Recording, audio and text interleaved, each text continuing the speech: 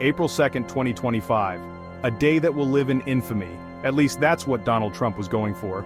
You see, he declared it Liberation Day. And what better way to celebrate freedom than by slapping tariffs on over 90 countries? It was a bold move. A move so bold you could practically smell the burnt hairspray from space. The world held its breath. Twitter exploded. Economists spontaneously combusted. It was, to put it mildly, a lot. Trump, however, remained undeterred. He puffed out his chest, adjusted his tie, hopefully not with scotch tape this time, and declared victory. Because in Trump's America, tariffs are the new apple pie, and everyone wants a slice. The only problem? The rest of the world wasn't exactly thrilled about this whole liberation thing. In fact, they thought it sounded a lot like something else. Something that rhymes with schmeconomic warfare. Oops.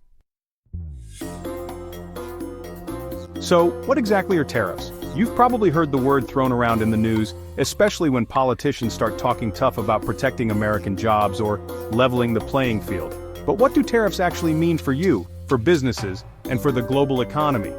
In the simplest terms, they're like taxes on goods coming from other countries. Imagine every time a product crosses a border, the government slaps on an extra fee. That fee gets added to the price you pay at the store, making imported goods more expensive than the ones made at home. Think of it this way. Let's say you want to buy a fancy German car. Maybe you've been saving up for that sleek, shiny import. Well, boom, tariff. Suddenly that car costs a lot more than it did before, and you might start looking at something made closer to home. Or maybe you're a foodie craving some delicious Italian cheese to go with your wine. Bam, tariff. That imported cheese is now a luxury, not a staple, and you might have to settle for something less exciting from the local dairy aisle. Or let's say you're just looking for a reasonably priced t-shirt that wasn't made in a sweatshop. Well, good luck finding one of those these days, but even if you did, you guessed it, tariff. The price goes up, and suddenly your wardrobe choices shrink. Now, when Donald Trump was president, his logic on tariffs was, shall we say, unique. He saw tariffs as a kind of magic wand, a way to punish countries he thought were taking advantage of the US, and to bring manufacturing jobs back home. He believed that by making foreign goods more expensive, Americans would naturally buy more American-made products. The idea was simple. If imports cost more, people would turn to domestic alternatives, boosting local businesses. In theory, this would lead to a renaissance in American manufacturing. Factories would hum with activity, new jobs would be created, and the economy would get a shot in the arm. It's a vision that sounds appealing, especially to workers who've seen their jobs shipped overseas. But here's the catch. It's a lovely idea, in the same way that riding a unicycle on a tightrope over a pit of angry badgers sounds like a lovely idea. It's risky, unpredictable, and the consequences of a misstep can be painful. The problem is, tariffs are a bit like playing economic whack-a-mole. You try to fix one issue, and another pops up somewhere else. Maybe you protect one industry, but another one gets hurt because their costs go up, or they lose access to foreign markets. It's a domino effect. You hit one problem, and another one pops up somewhere else. Suddenly, businesses that rely on imported parts see their costs rise, and they have to pass those costs on to you, the consumer. Store shelves might not be as full, and the prices on everyday items start to creep up. And it doesn't stop there. Other countries don't just sit back and take it, they retaliate. If the US puts tariffs on Chinese goods, China slaps tariffs on American products. Suddenly, American farmers can't sell their crops overseas, and manufacturers lose customers in other countries. It's a vicious cycle that rarely ends well for anyone involved. Trade wars escalate, markets get jittery, and world leaders find themselves locked in tense negotiations, trying to undo the damage. In the end, the people who pay the price are often the ones who can least afford it, ordinary consumers and workers caught in the crossfire of a global economic game. Now let's delve into the mind of Trump, shall we? Imagine, if you will, stepping into a world where every decision is made with the flourish of a reality TV show host, and every policy is announced with the bravado of a man who believes he alone can fix it all.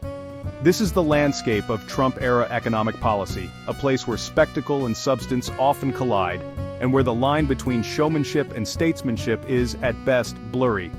It's a scary place, filled with gold-plated toilets, misspelled tweets, and a fundamental misunderstanding of basic economics. Here, the glitz and glamour of Trump's personal brand bleed into the very fabric of national policy.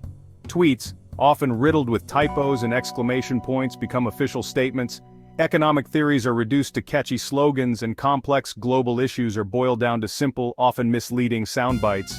In this world, the gold toilet isn't just a bathroom fixture, it's a symbol of how surface-level flash can sometimes distract from deeper, more pressing realities.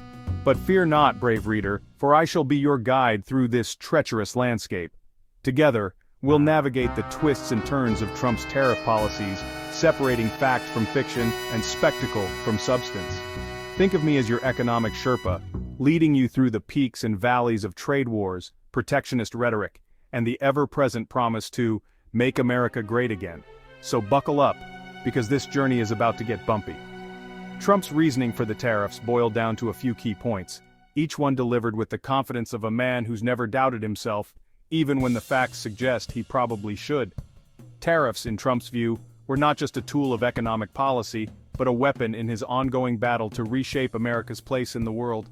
He saw them as a way to assert dominance, to force other countries to the negotiating table, and to send a message that the days of America being, in his words, taken advantage of, were over. First, trade wars are good and easy to win. This statement, uttered by Trump himself, sent shockwaves through the global economy. It was as if he'd shouted, "I have no idea what I'm doing," in 16 different languages simultaneously. The world's financial markets recoiled, economists scrambled to explain the potential fallout, and America's trading partners braced for impact. Trump's confidence was unshakable, even as experts warned that trade wars are in reality rarely good and almost never easy to win.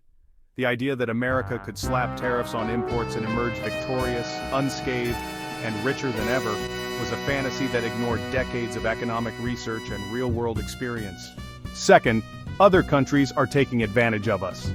This was a common refrain from Trump, who seemed to view international trade as some sort of zero-sum game where America was constantly getting ripped off. It's like he thought other countries were stealing our lunch money, except our lunch money was actually billions of dollars in trade deals. In Trump's worldview, trade deficits were proof of America's victimhood, and tariffs were the solution. Never mind that most economists agree trade deficits aren't inherently bad, or that global trade is a complex web of mutual benefit. For Trump, the narrative was simple. America was losing, and he was here to make it win again. Third, we need to protect American jobs. This was perhaps the most appealing argument for tariffs, at least on the surface. After all, who doesn't want to protect American jobs? The problem is, tariffs often end up hurting more jobs than they create. It's like trying to put out a fire with gasoline. Well-intentioned, perhaps, but ultimately disastrous. When tariffs are imposed, the immediate effect is often higher costs for American businesses that rely on imported materials. These costs get passed on to consumers, making everyday goods more expensive. Meanwhile, foreign countries retaliate with their own tariffs, targeting American exports and putting even more jobs at risk. The result? A lose-lose situation, where the very workers' tariffs were meant to protect end up paying the price. The ripple effects of these policies were felt across the country. Farmers, once enthusiastic supporters of Trump, found themselves caught in the crossfire as China and other countries slapped tariffs on American agricultural products. Manufacturers faced higher costs for steel and aluminum, forcing some to lay off workers or even shut down entirely.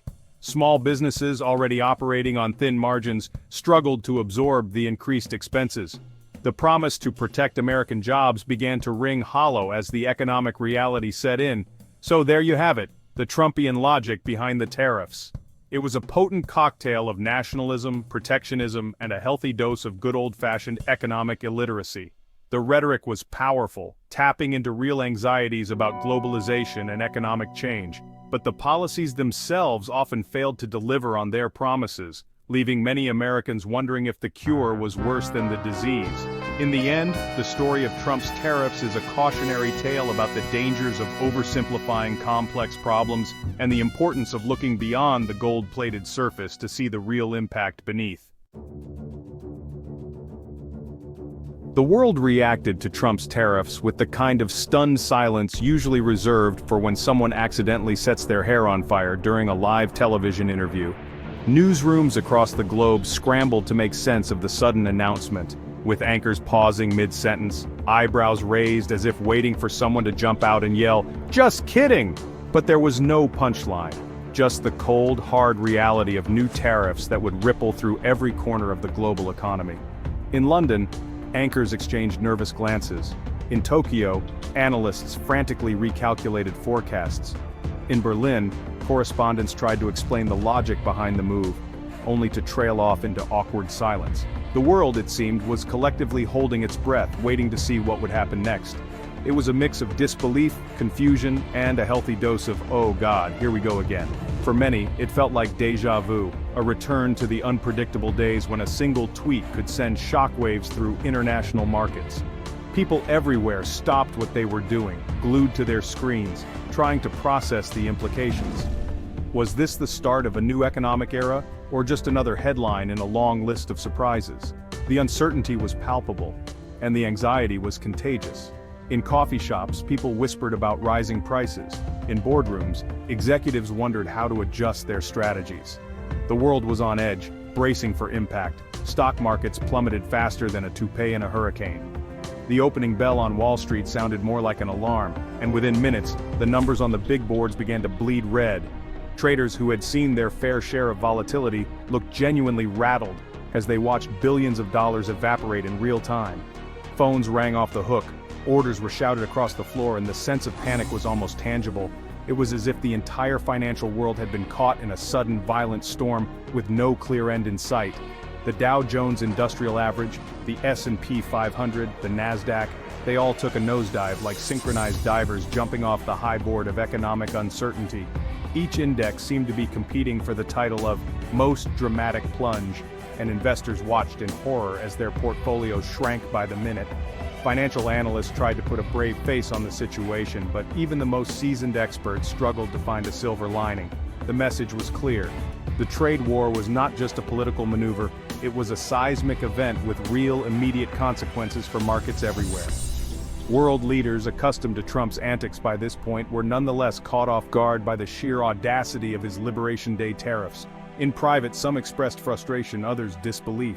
At the G20 summit, the mood shifted from cautious optimism to outright alarm. Angela Merkel pursed her lips, Emmanuel Macron gestured animatedly, and Xi Jinping maintained a stoic expression, but the tension in the room was unmistakable. Behind closed doors, diplomats scrambled to draft responses, weighing the risks of retaliation against the need for stability. The global order, already fragile, seemed to teeter on the edge of something new and unpredictable. It was like he'd shown up to a diplomatic summit wearing a bathrobe and slippers and demanded everyone start speaking in tongues. The sheer unpredictability of the move left even the most seasoned diplomats at a loss for words. Protocol was thrown out the window, and the usual scripts no longer applied. Some leaders tried to maintain composure, while others simply stared in disbelief, unsure whether to laugh, cry, or start drafting new trade agreements on the spot. The sense of surrealism was overwhelming, as if the world had suddenly been transported into a political satire. The internet naturally had a field day. Within minutes, social media platforms lit up with hot takes, jokes, and wild speculation. Late-night comedians rushed to rewrite their monologues, while YouTubers went live to dissect every detail. The digital world thrives on chaos, and this was chaos on a global scale. Every new development was instantly memified, shared, and debated by millions. Memes were created, hashtags were born, and Twitter became a breeding ground for both witty commentary and apocalyptic predictions.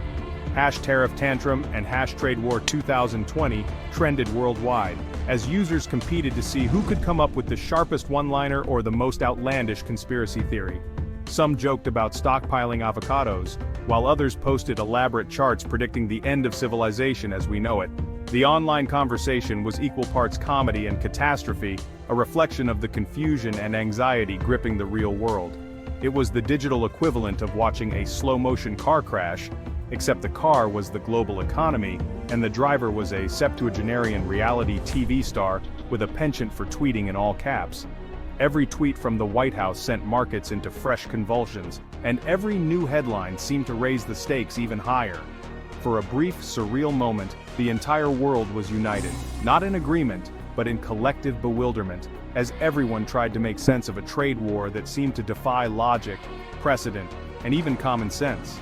The only certainty was uncertainty itself, and as the dust began to settle, one thing was clear: the world would never look at tariffs, or Twitter, the same way again.